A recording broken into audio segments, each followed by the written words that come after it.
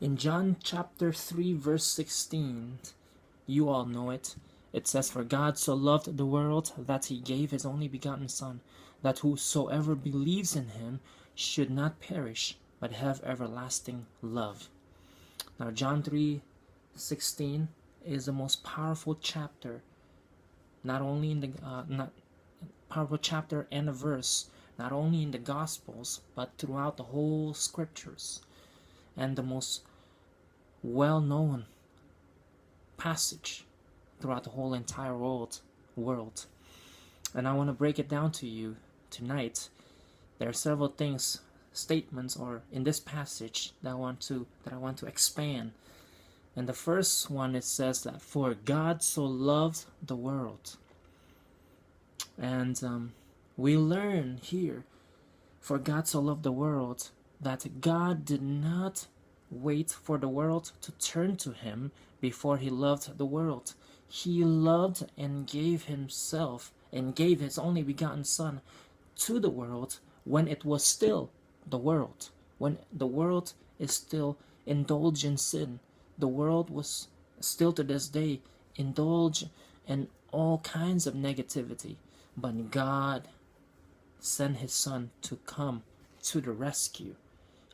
And the second thing that I want to point out to you is that the Father gave his only begotten Son. This, to me, describes the expression and the gift of God's love.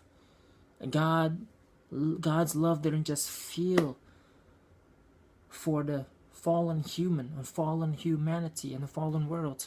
God did something about it. He gave the most precious gift of all, his only begotten Son.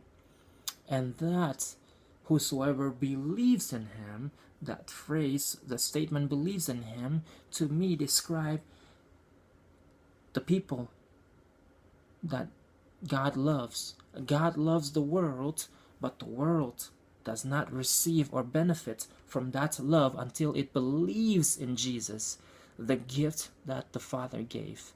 Believes in means much more than intellectual awareness or agreement. It means to trust in, to cling to, or to rely on.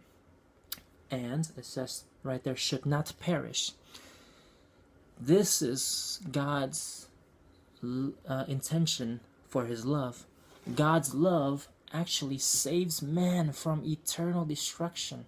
God looks at the fallen world or fallen humanity and said, I don't want it to perish. And so, as a result of that, he is sending his love by sending his own Son, and that he extends the gift of salvation in Jesus Christ. And the last part I want to point out to you is that so that we should have everlasting life. This, my friend, is describing the span of God's love, the eternity of God's love, the power of God's love. The love we receive among people may fade or turn, but God's love will never change, and he will never stop loving his people, even unto the furthest distance of eternity. Brothers and sisters, and I pray that we will continue to see God's love.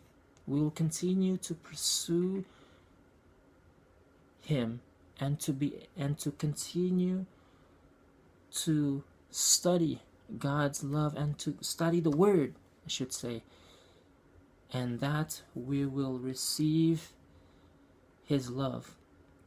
Friends, we understand that we don't comprehend why God sent his Son for us.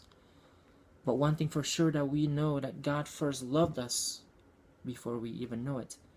He first loved us before we even loved him. And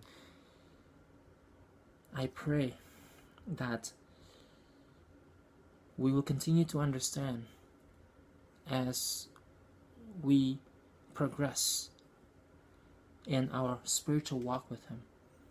Sometimes or often we don't understand how a God so divine would lower himself to to me and you, to a life full of sin, and consider us worth